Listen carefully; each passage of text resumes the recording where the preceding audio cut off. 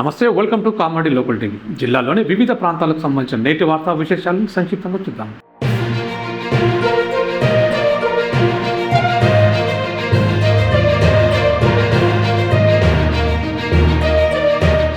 కామారెడ్డి నియోజకవర్గంలో 200 కోట్ల వ్యయంతో young India integrated residential school and college ఏర్పాటు చేస్తున్నట్లు ప్రభుత్వ సలహాదారు మహమ్మద్ అలీ షబ్బీర్ తెలిపారు. కలెక్టర్ కార్యాలయంలో నిర్వహించిన మీడియా సమావేశంలో ఆయన మాట్లాడుతూ ప్రాజెక్టు పరిపాలన అనుమతులు మంజూరు చేసిన ముఖ్యమంత్రి రేవంత్ రెడ్డికి కృతజ్ఞతలు తెలిపారు. జీవో నెంబర్ 145 ద్వారా ఈ పాఠశాల నిర్మాణానికి 200 కోట్ల రూపాయల అనుమతులు మంజూరు అయ్యాయని వెల్లడించారు.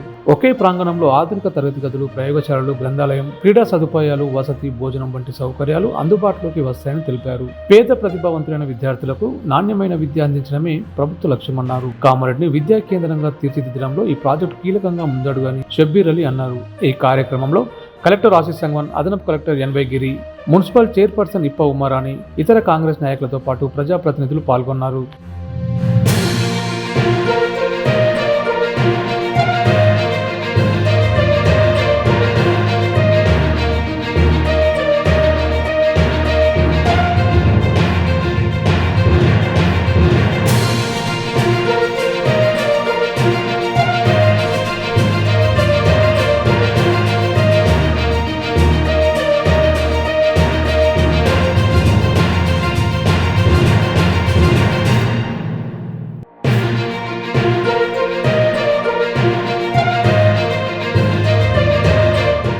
కామారెడ్డి జిల్లా కేంద్రంలోని కలెక్టర్ కార్యాలయంలో బీసీ సంక్షేమ శాఖ ఆధ్వర్యంలో సర్దార్ సర్వాయి పాపన్న గౌడ్ 376వ జయంతి వేడుకలను ఘనంగా నిర్వహించారు. జిల్లా కలెక్టర్ ఆశీష్ సంగ్వాన్, అదనపు కలెక్టర్ ఎన్వై గిరి పాపన్న గౌడ్ చిత్రపటానికి పూలమాల వేసి నివాళులర్పించారు. అణగారిన వర్గాల హక్కుల కోసం సర్దార్ సర్వాయి పాపన్న గౌడ్ చేసిన పోరాటం చరిత్రలో చిరస్థాయిగా నిలుస్తుందని కలెక్టర్ అన్నారు. ఆయన ధైర్య సాహసాలు, ఆత్మగౌరవం, సామాజిక న్యాయం కోసం చేసిన పోరాటం నేటి తరానికి స్ఫూర్తిదాయకమన్నారు. అణగారిన వర్గాల అభ్యున్నతికి కృషి చేయడం ద్వారా పాపన్న గౌడ్ ఆశయాలను కొనసాగించాలని సూచించారు. ఈ కార్యక్రమంలో జిల్లా బీసీ అభివృద్ధి అధికారి నర్సయ్య, గౌడ్ సంఘాల ప్రతినిధులు, బహుజన సంఘాల నాయకులు, జిల్లా అధికారులతో పాటు ఇతర ఉద్యోగులు పాల్గొన్నారు.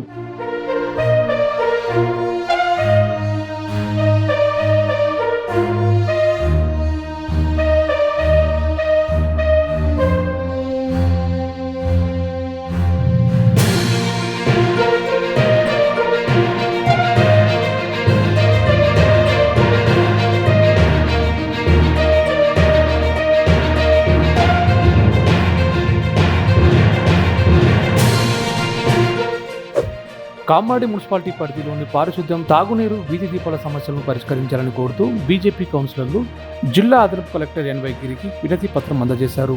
వర్షాకాలం ప్రారంభమైనప్పటి నుంచి పలు వార్డుల్లో చెత్త, డ్రైనేజ్ సమస్యలు తీవ్రంగా ఉన్నాయని కౌన్సిలర్లు తెలిపారు. చెత్త బండ్లు క్రమం తప్పకుండా రావడం లేదని, మరమ్మతులకు గురైన చెత్త వాహనాలను వెంటనే రిపేర్ చేయాలని కోరారు. అలాగే పట్టణంలోని అన్ని వీధి దీపాలు వెలిగేలా చర్యలు తీసుకోవాలని, వార్డుల వారీగా సమస్యల జాబితాను అదనపు కలెక్టర్కు అందజేసి ప్రజలకు ఇబ్బందులు లేకుండా త్వరితగతిన పరిష్కరించాలని కోరినట్లు బీజేపీ కౌన్సిలర్లు తెలిపారు.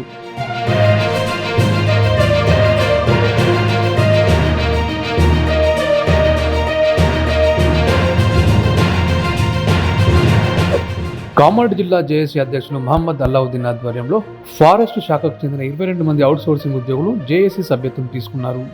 ఈ సందర్భంగా మహమ్మద్ అల్లావుద్దీన్ మాట్లాడుతూ ఉద్యోగుల హక్కుల సంక్షేమం కోసం జేఏసీ నిరంతరం కృషి చేస్తుందని తెలిపారు.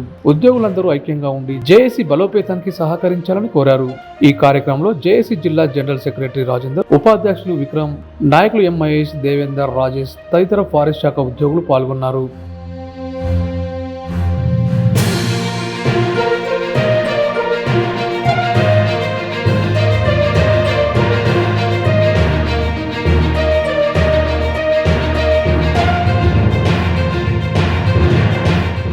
భారతీయ జనతా పార్టీ కామారెడ్డి శాఖ ఆధ్వర్యంలో సర్దార్ సర్వాయి పాపన్న గౌడ్ జయంతి వేడుకలను ఘనంగా నిర్వహించారు. ఈ సందర్భంగా జిల్లా కేంద్రంలోని రేణుకామాత ఆలయం వద్ద ఉన్న సర్దార్ సర్వాయి పాపన్న గౌడ్ విగ్రహానికి నాయకులు పూలమాల వేసి ఘనంగా నివాళులర్పించారు. ఈ సందర్భంగా నాయకులు మాట్లాడుతూ మొఘల్ పాలనకు వ్యతిరేకంగా పోరాడిన వీరుడు సర్దార్ సర్వాయి పాపన్న గౌడ్ అని, తెలంగాణ ప్రజల పౌరుషానికి ప్రతీకగా నిలిచారని నాయకులు కొనియాడారు.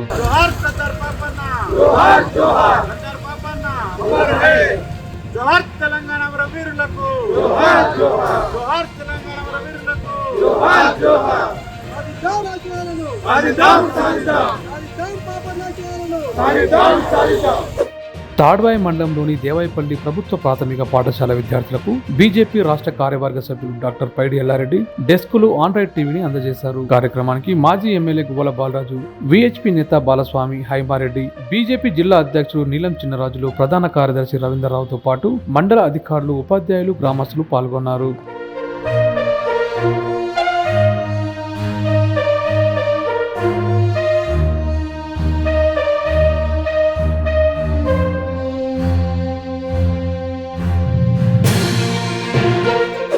గాంధారి సొసైటీలో యూరియా కోసం రైతులు ఇబ్బంది పడుతూ రోడ్డుపై ధర్నా నిర్వహించారు. ఆన్లైన్లో యూరియా బుకింగ్ పూర్తయినప్పటికీ సొసైటీకి వెళ్లిన రైతులకు స్టాక్ లేదని అధికారులు చెప్తున్నారని రైతులు వాపోతున్నారు. యాప్ లో బుకింగ్ అందుబాటులో ఉన్న క్షేత్రస్థాయిలో మాత్రం యూరియా దొరకడం లేదని రైతులు ఆవేదన వ్యక్తం చేస్తున్నారు. సొసైటీ ఎరువుల దుకాణాల వద్ద నో స్టాక్ బోర్డులు కనిపిస్తున్నాయని చెబుతున్నారు. పంటలకు అవసరమైన సమయంలో యూరియా అందకపోవడంతో రైతులు తీవ్ర ఇబ్బందులు పడుతున్నారని అధికారులు స్పందించి తక్షణమే యూరియా సరఫరా చేయాలని వారు కోరారు.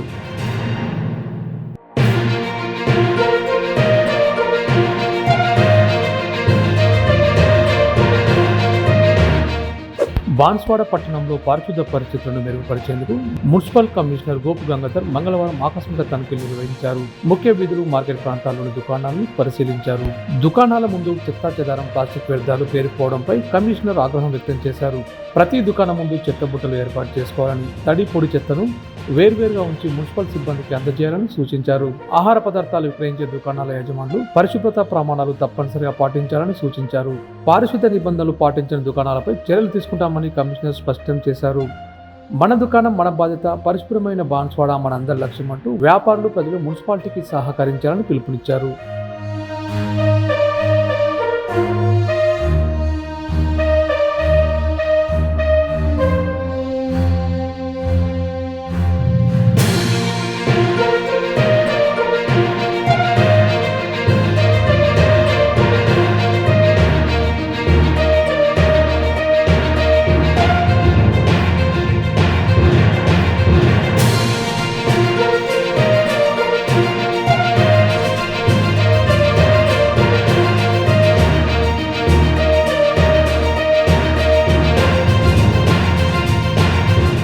ఎల్లారెడ్డి నియోజకవర్గంలో కాంగ్రెస్ పార్టీలో చేరికలు కొనసాగుతున్నాయి. ఎమ్మెల్యే మదన్ మోహన్ సమక్షంలో లింగంపేట మండలం ముస్తాపూర్ గ్రామానికి చెందిన ఉప సర్పంచ్తో పాటు పలువురు వార్డు సభ్యులు కాంగ్రెస్ లో చేరారు. ఎమ్మెల్యే మదన్ మోహన్ వారికి కాంగ్రెస్ పార్టీ కండువాలు కప్పి పార్టీలోకి ఆహ్వానించారు. కాంగ్రెస్ ప్రభుత్వం అమలు చేస్తున్న సంక్షేమ పథకాలు, నియోజకవర్గంలో జరుగుతున్న అభివృద్ధి కార్యక్రమాలకు ఆకర్షితులై పార్టీలో చేరినట్లు వారు తెలిపారు.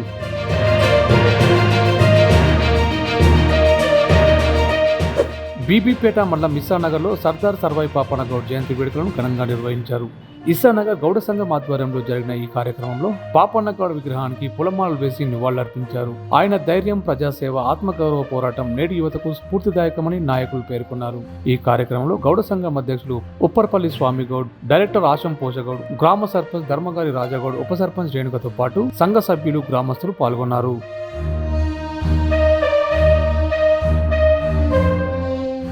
ఇవి ఇప్పటి వరకు ఉన్న అప్డేట్స్. మరిన్ని ఇంట్రెస్టింగ్ వార్తా విశేషాలతో మళ్ళీ కలుద్దాం.